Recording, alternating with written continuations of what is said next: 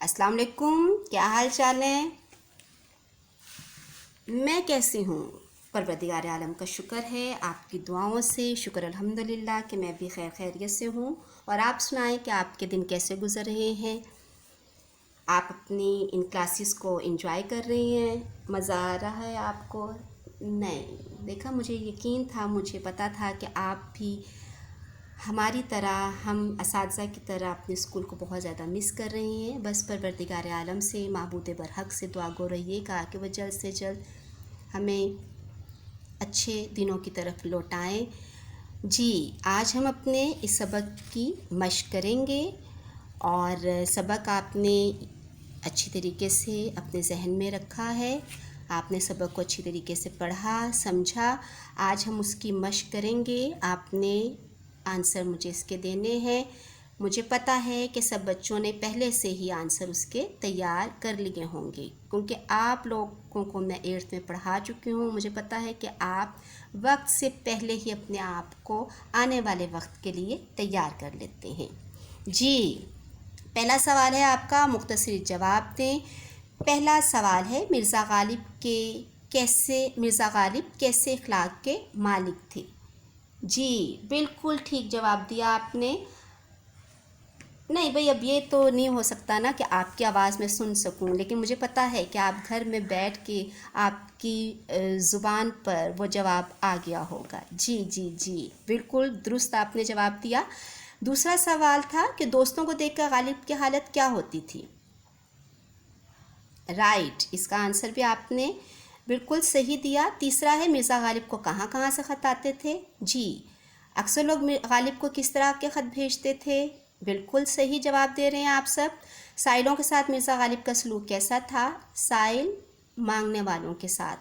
دوستوں کے ساتھ مرزا غالب کا سلوک کیسا تھا؟ اب ایک جگہ آپ نے مانگنے والوں، سوال کرنے والوں، فقیر لوگوں کے متعلق بتانا ہے کہ ان کے ساتھ مرزا غالب کا سلوک کیسا تھا۔ پھر آپ نے دوستوں کے متعلق بتانا ہے کہ مرزا غالب کا سلوک کیسا تھا۔ مرزا غالب کے مزاج کی خاص خوبی کیا تھی؟ مرزا غالب کو کون سا پھل پسند تھا؟ مرزا غالب سبق جو آپ کا مرزا غالب کے اعداد و خسائل ہے، کس کتاب سے لیا گیا ہے؟ جی، کتاب کے لاسٹ میں، آپ کے آخری پیراگراف کے لاسٹ میں بریکٹ میں لکھا ہوا ہے اس کتاب کا نام۔ اور اس کے مصنف کون ہیں؟ گڈ، صحیح آنسر دیا آپ نے۔ جی، آپ کو فوراً سے پتہ لگ گیا کہ اس کے مصنف کون ہیں۔ جی، اب آپ نے ان تمام سوالوں کے جواب کو بالکل بہت زیادہ ڈیٹیل سے، بہت زیادہ تفصیل سے بیان نہیں کرنا، نہ ہی آپ نے ایک خالی، جس طرح پہلا ہے کہ مرزا غالب کیسے اخلاق کے مالک تھے، تو آپ لکھتے ہیں خالی کہ وسیع، نہیں، آپ نے پورے سوال کا جواب ایسے دینا ہے کہ مرزا غالب وسیع اخلاق کے مالک تھے۔ وہ ہر کسی سے خندہ پیشانی سے ملاقات کرتے، اس لیے ان سے ایک بار ملنے والا بار بار ملاقات کا مشتاق رہتا تھا۔ ایسے آپ نے جواب دینا ہے۔ یہ نہ ہی بہت ہی مختصر ہو گیا اور نہ ہی بہت زیادہ طویل ہو گیا۔ تمام سوالات کے جواب آپ نے اسی طرح اپنے جرنل پر تحریر کرنی ہے، خوبصورت انداز میں۔ بالکل صحیح جواب ہے آپ کا۔ مندرجہ ذیل الفاظ و محاورات کو اپنے جملوں میں استعمال کریں۔ یعنی کہ اتنا ٹائم تو ہمارے پاس نہیں ہوتا کہ ہم اتنے 10 یا 11 12 منٹس کے لیکچر میں، ویڈیو میں آپ کو بتا سکیں کہ اس میں کون کون سے جو ہیں وہ محاورات ہیں، لیکن کہیں کہیں میں نے آپ کو بتایا بھی تھا کہ یہ محاورات ہیں۔ جیسے کشادہ پیشانی، کشادہ پیشانی یعنی کہ اس کا مطلب میں آپ کو بیان کر چکی ہوں، لکھوا چکی ہوں کہ کشادہ پیشانی ہے مسکراتے چہرے، کھلے ہوئے چہرے، ہنستے مسکراتے چہرے والے۔ باغ باغ ہونا، خوش ہونا، مخلص، پرخلوص، خالص، سچے، گردش روزگار، حالات کے خراب ہونے، مراد بد نصیبی، سیر ہو جانا، نیت کا بھر جانا، زمین میں گڑ جانا، بہت زیادہ شرمندگی محسوس کرنا، کہ اپنے آپ کو محسوس یہ کرنا کہ زمین میں دھنسے جا رہے ہیں۔ آپ نے ان تمام محاورات کو اپنے جملوں میں استعمال کرنا ہے۔ اس کے بعد سوال نمبر 3 ہے، جو آپ نے سوال نمبر 1 اور سوال نمبر 2 آپ نے اپنے جرنل پہ کرنا ہے۔ سوال نمبر 3، مندرجہ ذیل جملوں کو مکمل کریں۔ سبق آپ نے پڑھا ہے اور اس سبق کو مد نظر رکھ کر آپ نے یہ خالی جگہ پر کرنی ہے۔ پھر سوال نمبر 4 ہے کہ سبق کے متن کو مد نظر رکھ کے درست جواب کی نشاندہی آپ نے ٹک سے کرنی ہے، یہ آپ کے MCQs ہیں۔ اسی طرح آپ کو بورڈ میں آبجیکٹو آتا ہے جس میں اسی طرح MCQs ہوتے ہیں کہ 4 انہوں نے نیچے آپشنس دی ہوئی ہوتی ہیں اور 1 آپ نے کریکٹ کے گرد دائرہ لگانا ہوتا ہے۔ یہ بھی آپ نے سوال اپنا کتاب کے اوپر ہی کرنا ہے۔ اس کے بعد اگلا سوال نمبر 5 اعراب لگا کے تلفظ واضح کریں۔ اس کے بعد ہے سوال نمبر 6، پہلا لفظ ہے اخلاق، مروت، اصلاح، وضع، امائد، ٹھیک ہے۔ اب آپ اس سے خود ہی پتہ لگ جائے گا آپ کو کہ آیا یہ تلفظ کس طرح آپ نے اعراب کس طرح لگانی ہے۔ سوال نمبر 6 یہ بھی آپ نے بک پہ کرنا ہے کہ کالم الف کو کالم ب کے ساتھ آپ نے ملانا ہے۔ سوال نمبر 7 ہے کہ مذکر اور مؤنث الفاظ الگ الگ لکھنے ہیں، الگ الگ آپ نے بتانے ہیں۔ وہی آپ نے اپنے جرنل کے اوپر درمیان میں سوال لکھنے کے بعد درمیان میں آپ نے لائن لگانی ہے، ایک طرف آپ نے مذکر کی ہیڈنگ دینی ہے اور دوسری طرف آپ نے مؤنث کی ہیڈنگ دینی ہے۔ یہ تھا آج کی آپ کی ایکسرسائز جو آپ نے تمام کچھ بک کے اوپر آپ نے کوسچن اپنے سولو کرنے ہیں اور کچھ آپ نے جرنل کے اوپر کرنے ہیں۔ اس کے ساتھ ہی بچوں جیسے کہ آپ نے ہجرت نبوی کا خلاصہ لکھا مختصر کر کے آپ نے اس سبق کو اپنے جرنل کے اوپر تحریر کیا، اسی طرح آپ نے اس سبق کا خلاصہ بھی اپنے جرنل کے اوپر تحریر کرنا ہے۔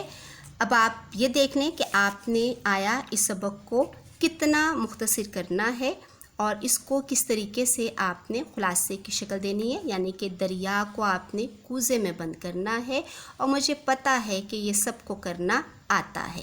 تو آپ نے انشاءاللہ تعالی اپنا یہ کام نہایت خوشخط، نہایت عمدگی سے اور دلچسپی کے ساتھ اپنے جرنلز کے اوپر تحریر کرنا ہے، لکھنا ہے، اور ساتھ کے ساتھ بچوں آپ نے اپنا پہلا چیپٹر، پہلا سبق آپ نے پڑھا، اس کی ایکسرسائز کی، آپ نے اس ایکسرسائز کو خود یاد کرنا ہے، ٹھیک ہے۔ اسی طرح آپ نے یہ سبق پڑھا، اس سبق کی بھی ایکسرسائز کی، اس سبق کو بھی آپ نے خود یاد کرنا ہے۔ جماعت ہشتم میں ہم ایک پیج پر آپ کو مشکل الفاظ بتا دیتے تھے، آپ ان کے میننگ لکھ لیتے تھے، لیکن جہاں پہ آپ نے کوشش یہ کرنی ہے کہ چیپٹر بہت بڑا ہے، ہم الگ سے الفاظ معنی اس کے آپ کو نہیں لکھوا سکتے، ہم بک کے اوپر جو آپ کو ایک ایک لفظ کا مطلب بیان کر دیتے ہیں، آپ نے اس کو اپنے ذہن میں رکھنا ہے، کیونکہ جب آپ نثری تشریح کریں گے تو وہ نثری تشریح میں آپ کے لیے جو آپ نے میننگ یاد کیے ہوئے ہوں گے، معنی یاد کیے ہوں گے، وہ آپ کو نثری تشریح میں مددگار ثابت ہوں گے۔ ایک دوسری بات یہ کہ آپ کے پاس بہت زیادہ ٹائم ہے، آپ نے اپنے اس ٹائم کو اچھی جگہ پر اچھے انداز میں صرف کرنا ہے کہ آپ اپنا فارغ وقت میں ڈکشنری کا استعمال کریں، لغت آپ دیکھیں، اور آپ کوشش یہ کریں کہ آپ اپنی لغت کو اچھے انداز میں اپنی لغت کا اچھے انداز میں استعمال کریں